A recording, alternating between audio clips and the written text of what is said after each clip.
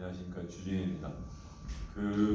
우리나라의 경영진에 대한 보수는 제가 그동안 한 25년 동안 변화하는 과정을 보면 이제 뚜렷한 흐름이 있습니다. 하나는 뭐냐면 과거에는 지배주주다 하더라도 보수를 많이 안 받아갔는데 점점점 보수를 받아가는 액수가 이제 커집니다. 그게 하나 현상이고, 두 번째로는 지배주주의 경우에 다른 전문 경영보다 훨씬 더 많이 받아간다.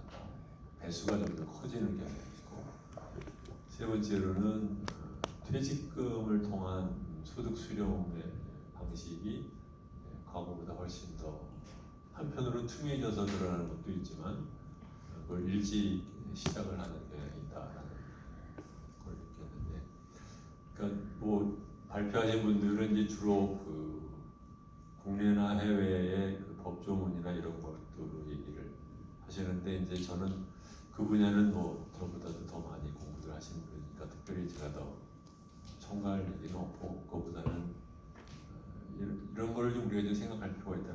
이러한 현상이 왜 벌어지느냐면, 첫 번째로는 이제 아시다시피 과거에는 굳이 소득으로 받아가지 않고도 회사의 자산을 이용해서 자기가 누릴 수 있는 방법이 많았고, 빼돌릴 수 있는 방법이 많다가 점점 그것이 점점 어려워지니까 공식적으로 받아가려고 하는 인센티브가 커진 면이 하나 있고, 두 번째로는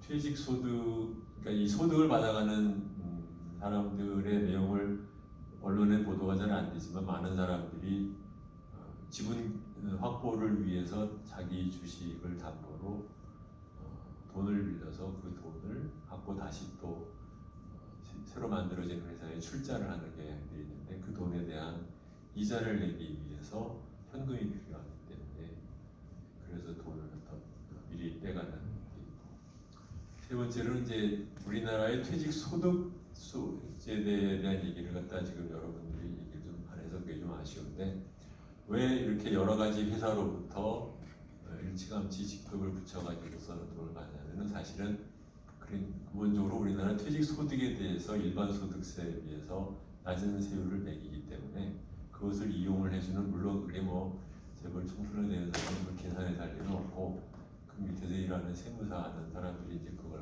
갖다 주는 거죠. 그러니까 아시다시피 외국의 경우에는 펜션이라고 해서 다른 취급을 받지 않습니다.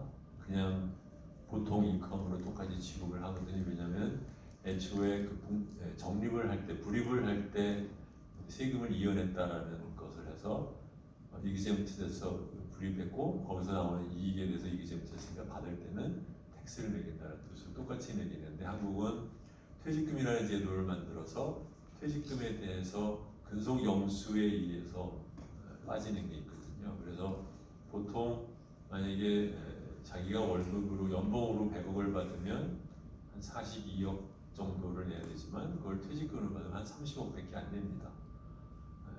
근무 연수를 빼기 때문에. 근데 그것을 우리나라의 지금 세대가 그것에 대한 준비, 과거에는 이제 그렇게 안 해갔기 때문에 몰랐는데, 그 세금 제도의 루프를 이용을 해서 가져가는 면이 있어요. 그래서 제 생각에는 퇴직 소득세 제도에 대한 개편도 조금 우리가 생각해 볼 필요가 있는 거 아닌가, 그 말씀을 좀 하나 추가해 드리고 싶습니다. 근데 이게 지금 왜 이 말씀을 드리냐면, 제가 기업에 있으면서 이사회에 경영 임원으로서 참여를 하거나 아니면 사회이사로 참여를 할 때, 이사회에서 또는 보상위원회에서 보수에 대한 얘기를 거의 제대로 토론이 안 이루어집니다. 그리고 심지어는 많은 회사의 경우에 이사회에서 사장의 월급이 얼마인지를 모르는 이사회가 태반이에요. 그래서 뭐 한 예를 들면, 제가 사회에 있었던 회사에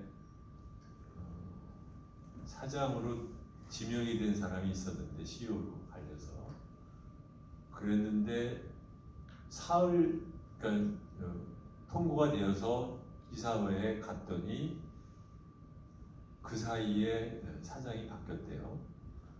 그래서 전혀 모르던 사람이 사장으로 올라왔어요. 그래서 그거는 그렇다고 치고, 그러면 이제 이사회 분들한테 제가, 그러면 이분 월급은 그러면 연봉을 어떻게 해야 할 것입니까? 그랬더니 거기 있던 이사회 모든 분들이 당황해하면서 그게 왜 우리 일이냐는 듯이 쳐다보시길래, 저거 딴 건 몰라도 사장 월급은 이사회에서 정하셔야 된다 그랬더니 다들 불편해하시고 피하셔서 제가 며칠 있다가 이제 사임하고 그만뒀습니다. 이런 이사회에서 같이 있어봤자 소용이 없다 이렇게 해서. 그 정도로 기본적으로 이사회가 CEO의 월급을 정한다라는 개념을, 그거 하나가 우리나라는 아직도 안 돼 있는 나라라서 이게 뭐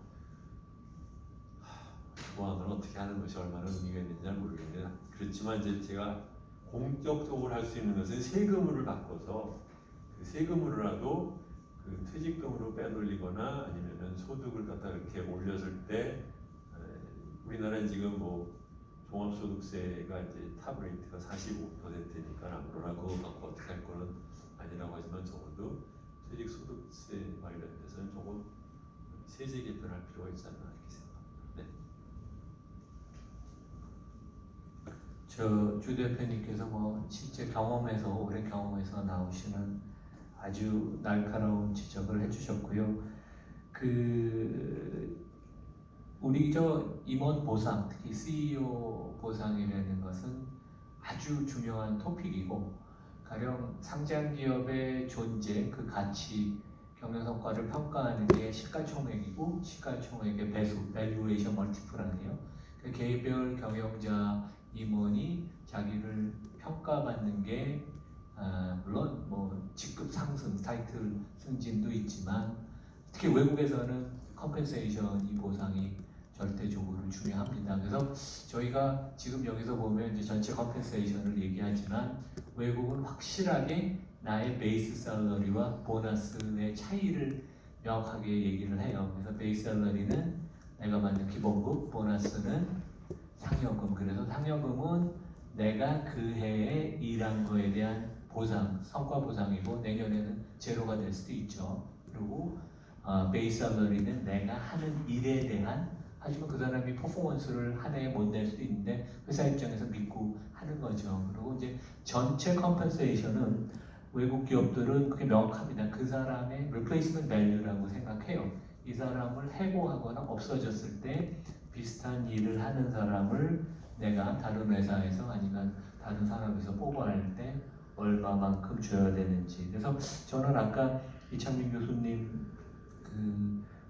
이 보상에 관해서 경제개혁연구소에서 이렇게 분석이 많아서 놀랬고, 이런 것들이 많이 분석이 되고 활용이 되고 언론에서 얘기해 주셔야 되고, 그 다음에 저는 거기서 약간 놀란 게 지배주주분들이 프리미엄을 받는데, 그 프리미엄이 엄격하게 얘기하면 그분을 대체했을 때 그분이 그만큼 다른 사람이 그분이 그 지배주주가 이제 대체가 되면 다른 사람들이 그만큼 보상을 받아야 되는지, 그러니까 대체 가격으로 우리가 항상 생각을 하는 게, 외국 사회에서는, 외국 사람들은 그게 관행화되어 있는데, 우리는 사람의 주 대표님께서 CEO의 급여를 얘기하는 게 좀 금기시 내지 불편한 건데, 이제 그런 거에 대해서 좀 편안하게 얘기하고 그러는 게 되게 중요한 것 같습니다. 저희 김 대표님 뭐 외국 경험도 많고 미국 회사 사회이사도 하시고, 그래서 좀 좋은 말씀 좀 부탁드리겠습니다. 네, 저는 작년 말까지 그 나스닥에 상장된 바이오텍 회사에서 독립적인 사회이사로 근무를 했고요.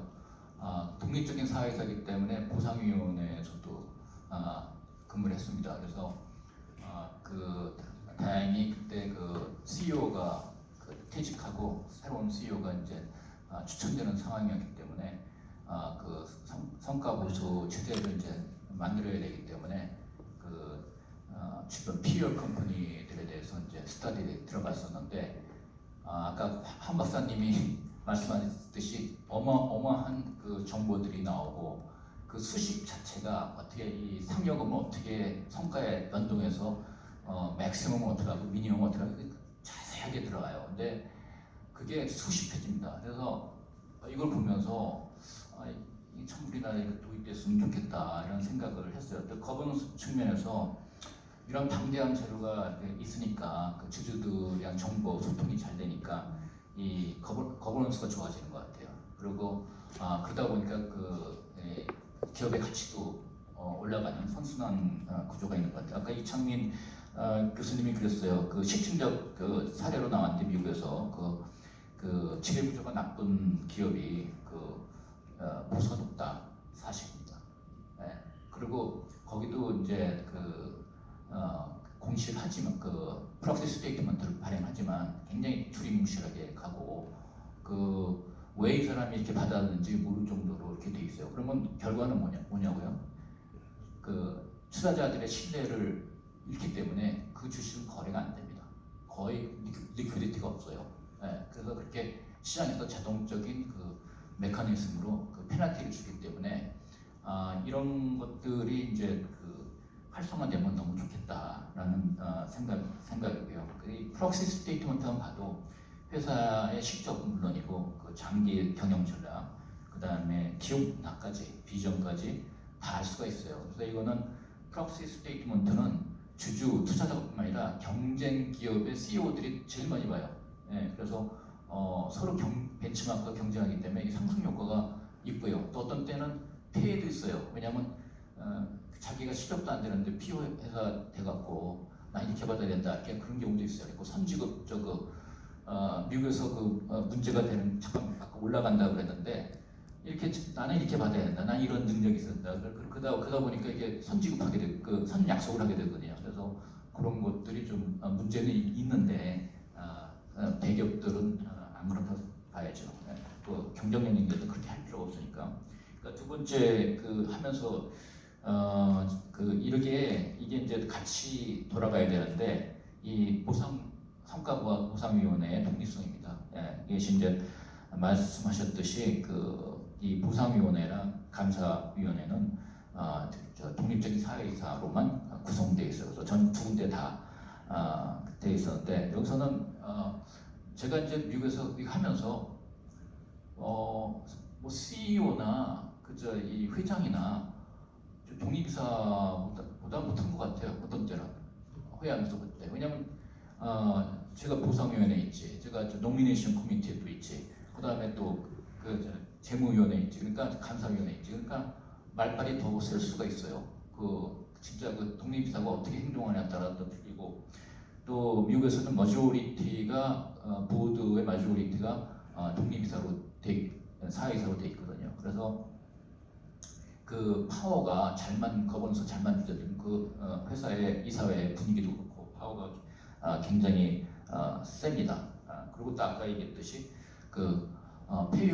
세이온 페이 시스템이 있기 때문에 가끔 가다가 non CEO는 개입 못하지만 non CEO, 뭐 CFO에 대해서 성과 보상 보상회사 할 때 CEO의 피드백을 받게 돼 있어요. 근데 CEO가 압력 주는 데는 한계가 있는 거죠. 왜냐하면 세이온 페이 시스템이 있기 때문에 이런 식으로 무리하겠다는 큰 문제 나지 않냐 이런 핑계를 댈 수 있기 때문에 독립성이 유지가 되는 것이죠. 그래서 이런 게 이제 같이 돼야 되고 또 하나 얘기하고 싶은 거버넌스 측면에서 얘기하고 싶다면 미국 이사들은 회사에만 책임이 있는 게 아니라 주주들에 대해서도 충성의 의무가 있기 때문에 잘못 결정했을 때는 주주들의 집단 소송을 받을 수가 있거든요. 그래서 실제 예를 봤어요. 재무를 잘못 조작했을 때 집단 소송 들어와요. 들어오기 때문에 이게 미국에서 사회사를 함부로 못해요. 분위기 좋고 그런데 가겠죠. 그러나 이렇게 만약에 좀 약간 이상한 데는 안 가려고 그래요. 웬만한 사람들이. 근데 머저리티를 갖다가 해야 되거든요. 머저리티 이상은 독립적인 사회이사로 해야 되거든요. 그러니까 기업에서는 이거 되게 신경 씁니다. 독립적인 사회이사로 어떻게 확보할까? 유능한 사람을. 그렇기 때문에 이게 굉장히 좋은 장치인 것 같고요. 그 다음에 세이온 페이 시스템에 대해서 얘기하고 싶은 거는 이게 non 바인딩이지만 진짜 효과 있습니다. 효과 있고 아까 영국 제도 이제 그 미국 제도 있는데 우리나라에서 도입할 때 영국 제도 추천한 건 우리나라 컬처에 맞는 것 같고 그러나 그게 안 되면은 미국 제도도 괜찮아요. 예, 왜냐 미국 그 애플의 경우를 봤듯이 그 갑자기 그 95% 지지율이 68%가 된 거거든요. 그러니까 쇼크가 났어요. 예, 그래갖고 그 보상위원들이 그 50% 이상 되는 그냥 기관 투자가도 막 면담하고 그래서 이렇게 나오고 그래서 팀 국회 그 총 보수의 75%를 성과에 연동시켰고 또 ESG에 연동시켰고 좀 그렇거든요. 그래서 이게 레putation 리스크가 있기 때문에 이거 갖다가 한두 번 이렇게 할 수가 없어요. 그 특히 큰 기업들은 그래서 그런 면에서 그 상당히 솔루션이 아닌가. 그리고 또 이 도드 프랭크 룰이 이 글로벌 파이낸셜 그 크라이시스 이후에 이제 됐는데 그 전에는 페이 레이쇼가 그러니까 보통 평균 직원의 그 연봉이랑 CEO 그게 한 530배까지 갔었거든요. 근데 그 이후 이제 쭉 내려와서 지금 마이크로소프트가 250, 애플도 지금 200, 한 300 정도 그 정도로 가고 있고요. 그래서 그런 면에서 효과가 있다. 예, 효과가 있다. 그래서 아주 바람직한 아이디어가 아니냐 생각합니다. 이상입니다. 저희가 이제 4시 거의 다 돼서 지금 후속의 질문을 이제 드릴 기회를 드리려고 그러는데요. 이제 하나 꼭 부탁을 거래소랑 상장사 협의회가 꼭